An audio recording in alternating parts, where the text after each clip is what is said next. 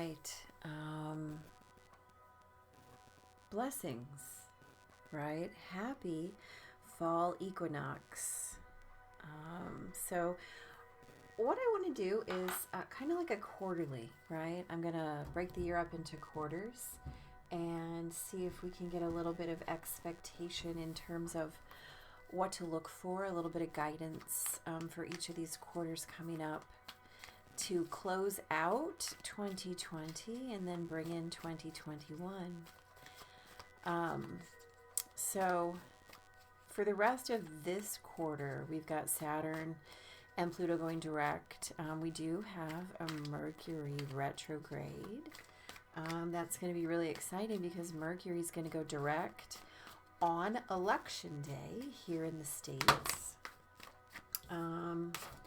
And that should be really exciting, mostly because the last time something like that happened was in the 2000 election cycle with all the hanging chads, right? So that was quite exciting in terms of Mercury retrograde crazy activity.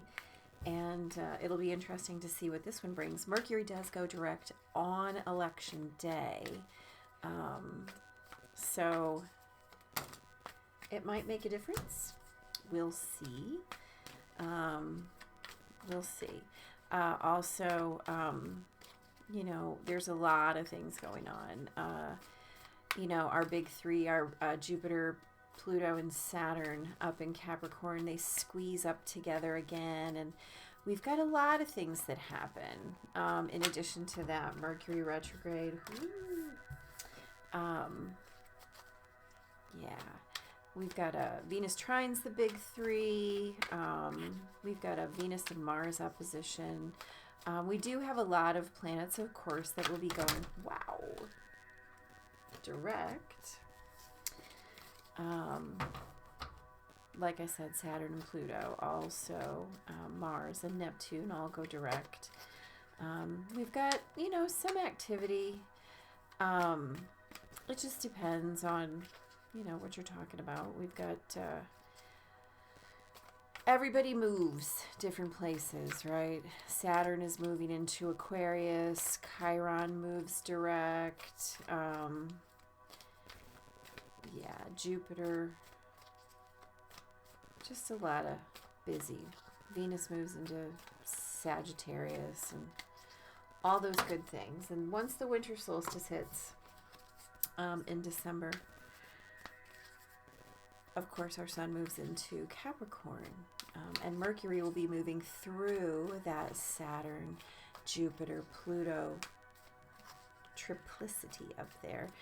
And then Mars moves into Uranus, right?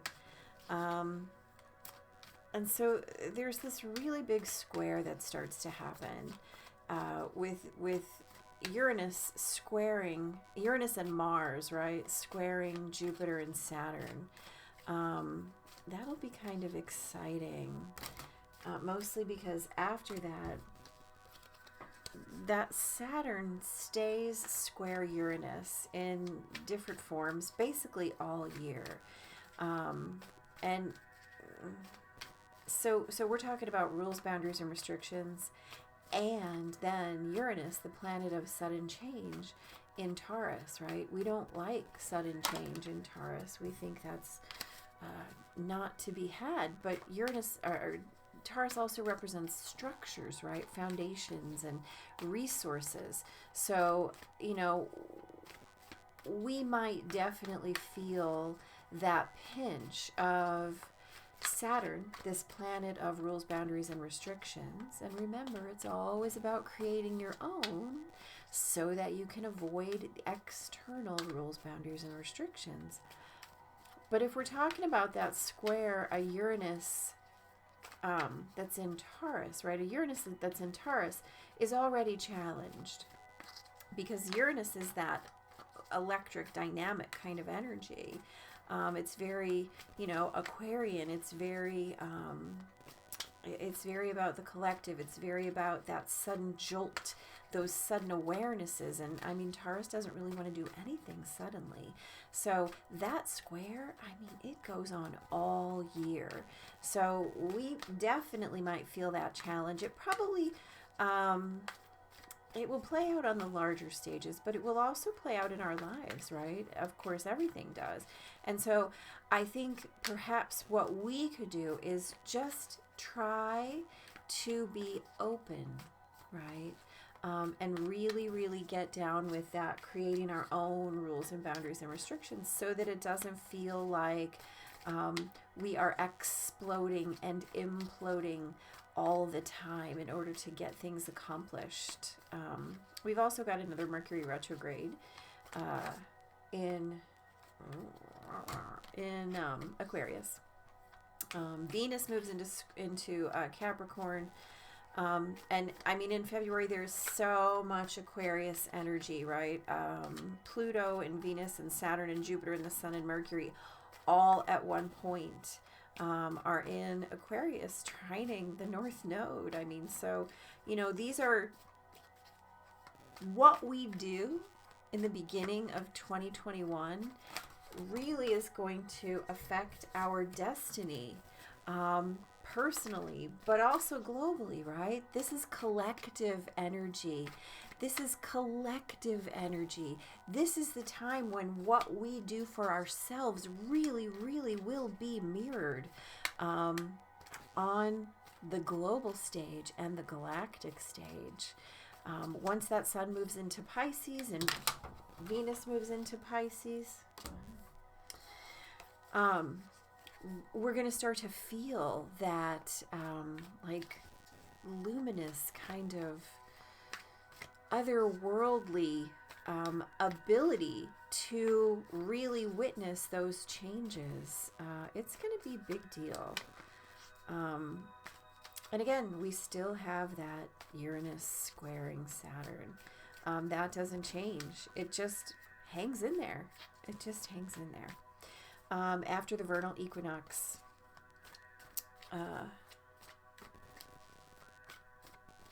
right, we get a big Mercury-Mars square. Venus moves into Aries. Everybody moves into Aries. The Sun, Venus, and Chiron. Yeah. Pisces is going to square Mars, and Venus moves into Taurus. The Sun moves into Taurus. Mercury and Uranus all gang up on us in Taurus, which might lighten that square just a little bit, make it a little bit more personal, right? And then Mars moves into Cancer at the end of April, taking that fire out of it, right? Putting us back into our feels. It will be a little bit of a slowdown in terms of motion, right? But it will be more heart-based motion. And as long as we can stay open and not close off, you know, like Cancer might tend to do, we will definitely be in business. Of course, then we get, you know, Gemini season comes up, right? And in mid-May, Jupiter moves into Pisces. So there's going to be a lot of feeling, a lot of deep work, really, you know, and I think that that's perfect after the work that we've had to do this year. Then we get to expand into it next year, right? I think it'll be a really,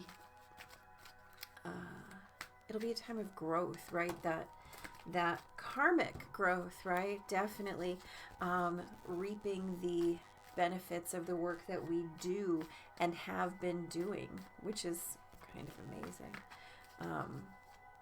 Because that's the whole point of doing the work, right? And then from the vernal equinox to next year's, from the vernal equinox to summer solstice next year. Thank you very much. There's just a ton, always a ton going on, right? So we have a Venus opposition to Pluto.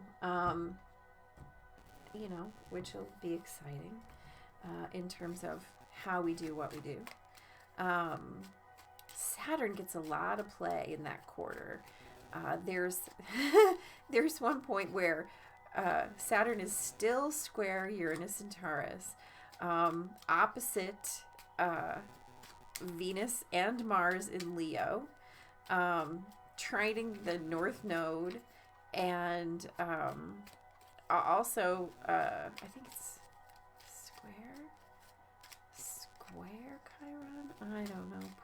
Poor Saturn is really got a lot going on in that quarter, which is good though, I think, because we need something. The other thing is that Venus and Mars conjunct in July. They kind of have been chasing one another for quite a while. So they hook up in July, and it's really, it ought to be exciting. You know, we are working on our divine masculine and divine feminine union, right? So 7/11 next year, we've got a Venus Mars conjunction, and the Sun will be in Leo as well. You know, Venus and Mars in Leo along with the Sun, that's a big deal. A very big deal. You know, that's gonna allow the work that we've been doing in terms of the divine masculine and divine feminine to really show up in the world and be seen, which is a beautiful thing. You know, the big guns are all going to be, you know, it'll be retrograde season again, and that's okay. You know, we always have our breathers. You know, so Jupiter will back up into Aquarius again. No, Jupiter will stay in Aquarius.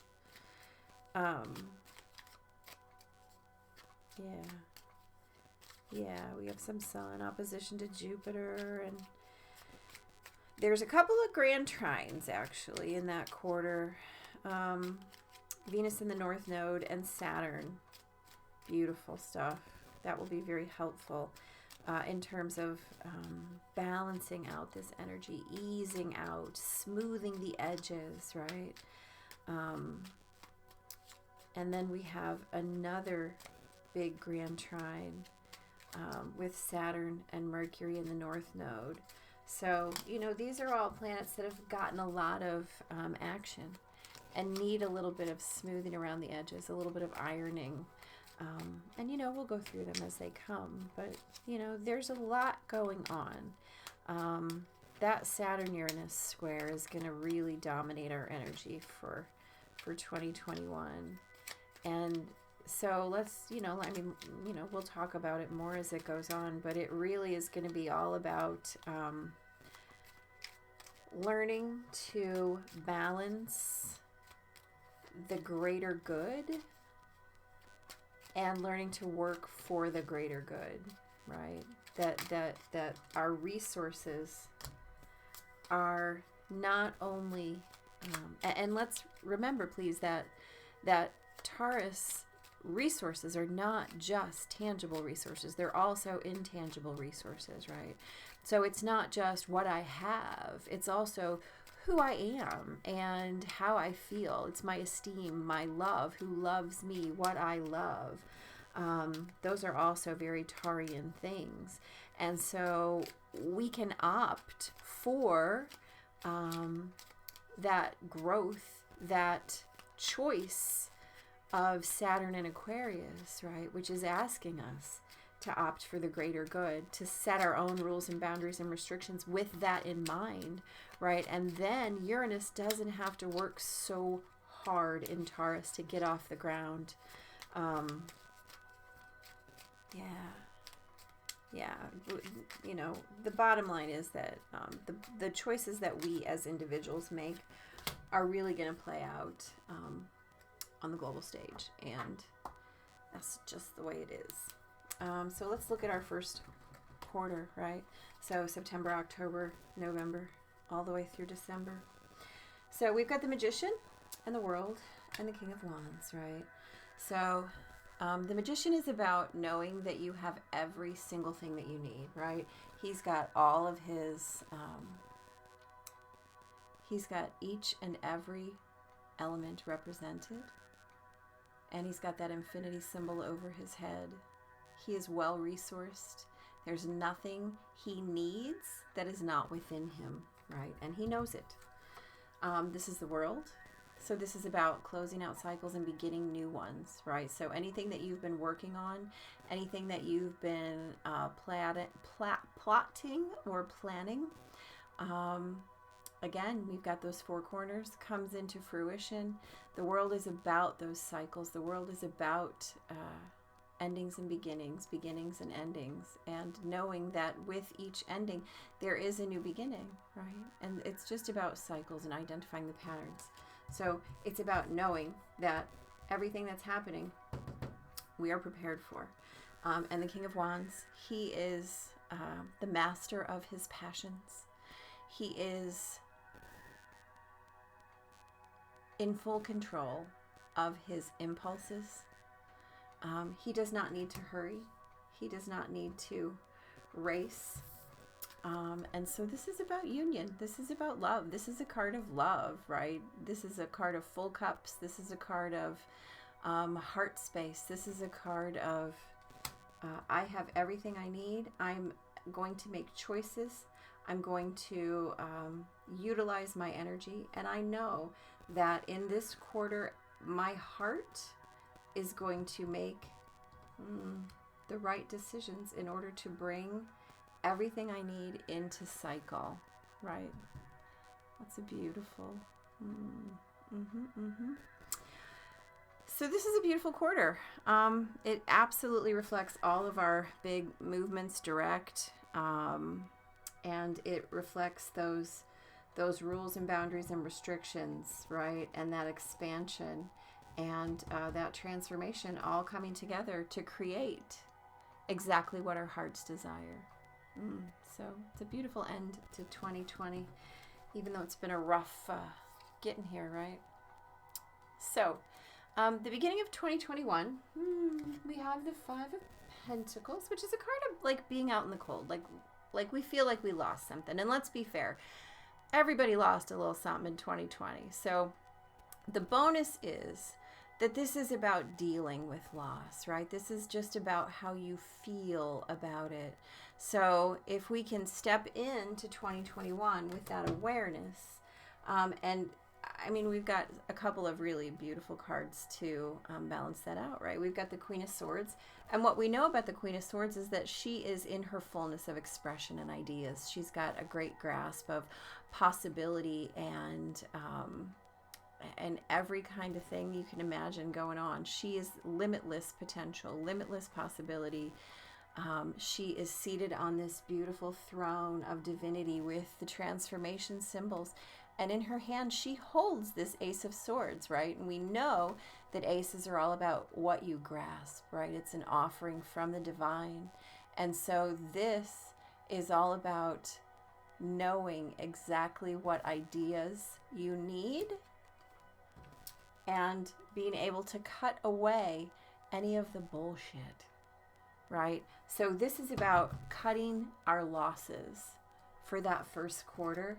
And then who is clarifying? The King of Swords, right? So this is divine partnership. This is all about setting us up for that. Well, I'm just telling you, this is really all about setting us up for that Venus-Mars conjunction, right? It's a beautiful thing. So this is about cutting your losses and really creating the newness of a divine partnership based on all the things you've learned. And what do we know about the word decision, right? The word decision comes from the Latin root, to cut away, right? Like incision or precision. So it's about cutting away all the crap, cutting away all the things that brought you pain, all the cycles that you have ended in an attempt to follow your heart, to follow your passions, to know that you have this cycle completed and everything you need to begin the new cycle. based on your passion and your love, right? So we're going to cut out everything that doesn't work, right? This is that first quarter of 2021. We're going to cut it out because we know we have this divine partnership literally decreed by the universe. Okay. So from the vernal equinox, March, April, May, June, we have the Four of Pentacles, right? So this is about holding on. It's about saving. It's about having everything that you need and being aware of it. And the tendency here, the risk is to hold too tightly, right? So the option is to put down the burden of holding things too tightly, right? And release what is not serving you. Anything that is not serving you, right? The concept of work. And here we have the Three of Pentacles, which is the card of partnership, the card of teamwork, right? So this guy, he has to realize he's got some help. He's got some help here. He's got love to back him up, and he's got some help. So he doesn't need to hold on so tightly, right? He doesn't need to feel overburdened because he's got this teamwork going on, right? And we have that Mars moving into Cancer, time to ask for help, right? We don't have to feel like we're doing it all alone. We don't have to feel that way. Absolutely not. And as we get into Gemini, right, we want to make sure, Queen of Cups, that again, we're pulling back from this heart energy because that's the way that we learn how to ask for help. You know, she's the only closed cup in the tarot, and she's a closed cup because she has a lid on it. She has that fullness of expression in terms of love and what she needs in terms of emotional fulfillment and emotional balance and that real emotional health, right? And so when we are emotionally healthy, we understand we're not an island. We're not going it alone. We don't have to shoulder all this burden. All we have to do is ask for help, and it will be given. It will be given because we trust in love, right? We understand that we have this beautiful partnership. We don't have to do it ourselves. We have plenty of help, plenty of help. And then that last quarter of 2021, June, July, August, September. So we have, oh dear, we have things falling to the ground, don't we? So sorry. So we have the Seven of Cups, which is a card of options, right? It's a card of options. And it's also, it can be a card of illusions, right? Remember we talked about Saturn having all of those aspects happening, right? So this is about having all of those tendrils and tentacles kind of in your face. We also have a beautiful Venus-Neptune trine that happens during this time, and then we've got also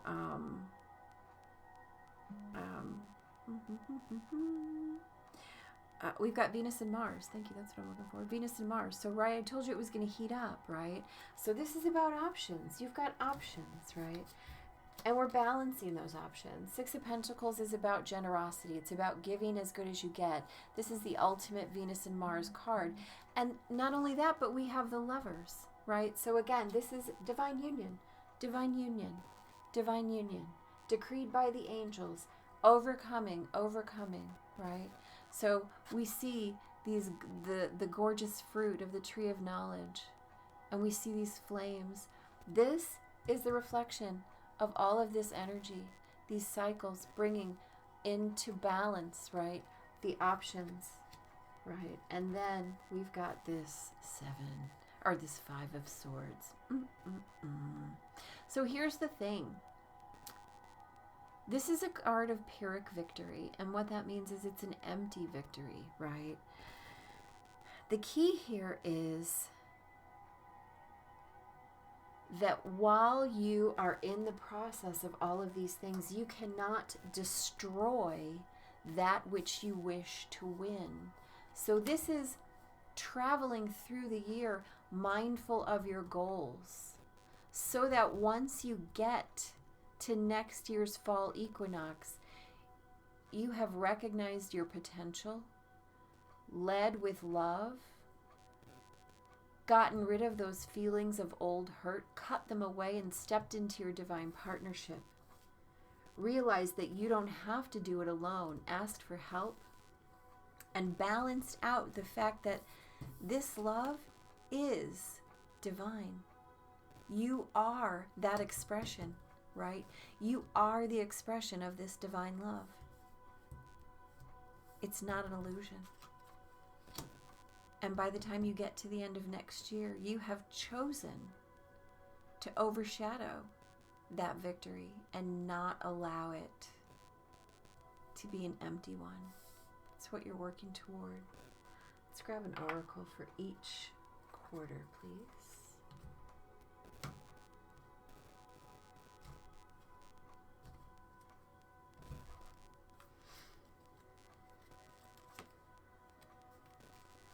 Mm-hmm.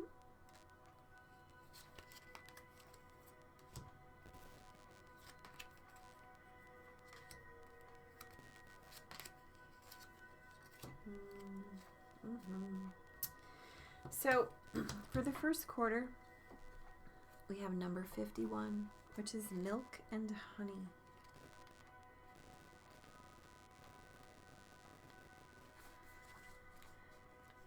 The taste of prosperity, opportunities born of authenticity, nurturing abundance, trusting that your needs will be met.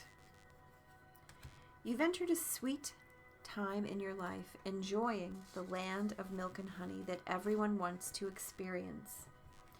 It's an interlude that feels more languid than ambitious, when all your senses are awake to the unlimited possibilities in the universe. These times are precious and only come when you're in your authentic zone, wearing the world as a loose garment, not wanting, yet able to be nourished in ways both tangible and subtle. Abundance is an energy that you are a living part of. All of your needs are being met. You are given the gift of nourishment in every form. Every form. Wow. Beautiful. The next quarter, exchanging gifts. Number 27. The law of giving and receiving.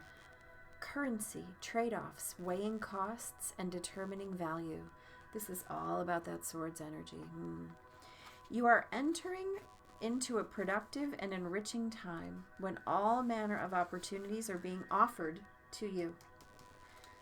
You have everything you need to seize them, yet in order to honor them, you must put in the time, exchange your experience and skills, and commit heart and soul to what you're choosing to pursue. You can do it. You have what it takes to be successful. If you align with the law of giving and receiving. You must engage in a dance of give and take, push and pull, of doing and being. If you let your fear guide your choices, you could deplete yourself or create an imbalance. This is not a time of just do. Use your currency wisely and be mindful of the value others bring to your life. Yeah. So, for that March through June quarter, we have number 18, Serendipity. Opportunity allied with readiness, awareness of synchronicity, luck and good fortune appearing as signs and symbols, a magical alignment of events. You've stepped into alignment with the greater good where your dreams and the collective dream resonate in exquisite harmony. Now is the time for luck and preparation to meet and create miracles that you could have never planned all by yourself. Keep in mind that you are a channel for providence right now, as a higher energy uses you as a force on behalf of the whole world. Your fortune becomes everyone's fortune. Everything you bring into being now will leave a wondrous legacy for others in the future. Your service to the world is being supported at this time. Expect the unexpected and smile, for Spirit loves you so very much.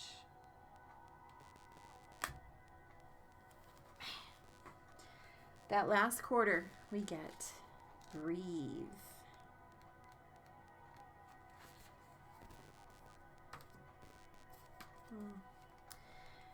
Patience, waiting, going slowly, wellness, meditation, trust. Patience in things is called for right now. What do you need to do when you're in a rush? Slow down, of course. Meditate and trust. Breathe and repeat. Humans cannot exist without drawing breath.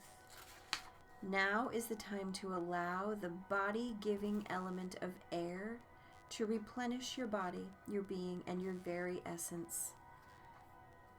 Stop to smell the roses. Breathe in the sunlight. Release the darkness, and miracles will appear. Don't shoot yourself in the foot. In fact, we're going to just cover them up. Don't shoot yourself in the foot.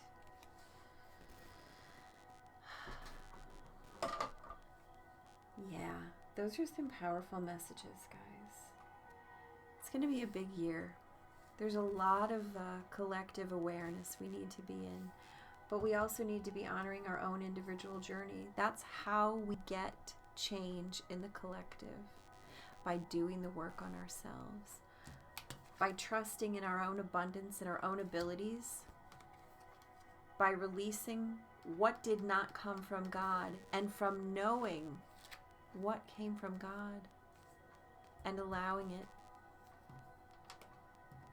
to be who we are, to know what our gift is from God, to understand that we don't have to hoard and do and be our own island. We're not. Lead with our heart, and we have all the help in the world. And that by allowing ourselves the time to balance and not be caught up in the illusions, we get to embody that divine love, as long as we don't shoot ourselves in the foot. Wow. Happy equinox blessings, y'all. We're going to have a great year. We are. I know it.